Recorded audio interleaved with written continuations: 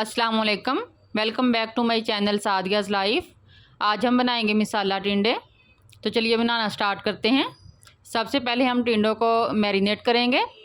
Marinate करने के लिए जो स्पाइसेस लिए हैं वो नमक, हल्दी, सुरख मिर्च, काली मिर्च और पिसा हुआ ज़ीरा, पिसा हुआ धनिया है। अब हम इसके अंदर तकरीबन 3 चम्मच हम दही के डालेंगे। आप अपने टिंडों के हिसाब से सारे स्पाइसेस लीजिएगा। मैंने आधा किलो टिंडे लिए हैं, उस हिसाब से ये सारा मिसाला है। दही डाल के हम सारे स्पाइसेस जो मिक्स कर लेंगे, इनको अच्छे तरीके से मिक्स कर लेंगे। और अब इसके अंदर हम टिंडे ऐड करेंगे। टिंडों को हम पहले से धो के छील के काट लिया है। मैंने 4 टुकड़े किए हैं एक टिंडे के, ताकि टिंडे अच्छे से मैरिनेट हो जाएं। अब हम टिंडे मिसाले के अंदर डाल देंगे और अच्छे तरीके से इनको मिक्स करेंगे, ताकि सारे टिंडों के ऊपर अच्छे से मिसाला लग जाए। क्योंकि अगर टिंडों की मैरिनेशन अच्छी होगी तो ही टिंडों का जायका अच्छा बनेगा। इनको मैरिनेट करके हम तकरीबन 15 से 20 मिनट के लिए ढाँप के रख देंगे। ये बहुत आसान और मज़ेदार बनने वाली रेसिपी है। दूसरी तरफ हम कढ़ाई के अंदर ऑयल डाल लेते हैं। ऑयल डाल के हम इसके अंदर 2 बड़ी साइज़ के प्याज डाल लेंगे।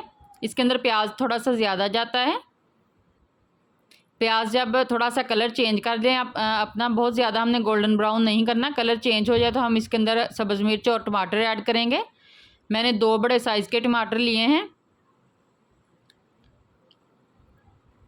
टमाटर जब सॉफ्ट हो जाए तो जो मैरिनेट किए हुए टिंडे हैं इसके अंदर डाल देंगे। अब हम टिंडे गलाने के लिए थोड़ा सा इसके अंदर पानी डालेंगे। जिस बाउल के अंदर हमने मैरिनेट किए थे टिंडे, उसी बाउल के अंदर पानी डाल के हम इसके अंदर डालेंगे, ताकि सारा मिसाला इनके अंदर चला जाए। तो 20 मिनट के लिए हमने इसको हल्की आंच पे रख दिया है। अब हम इनको चेक कर लेते हैं। मैंने मिट्टी की कढ़ाई के अंदर बनाया है। आप चाहें तो आप दूसरी कढ़ाई के अंदर भी बना सकते हैं। मिट्टी की कढ़ाई के अंदर ये ज़्यादा टेस्टी बनते हैं।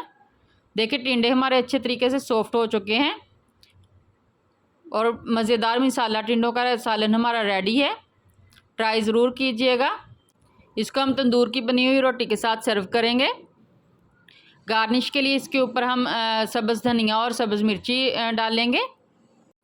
रेसिपी पसंद आए तो ट्राई ज़रूर कीजिएगा। दुआओं में याद रखिएगा। फिर मिलेंगे एक नई और मज़ेदार रेसिपी के साथ। अल्लाह हाफिज़।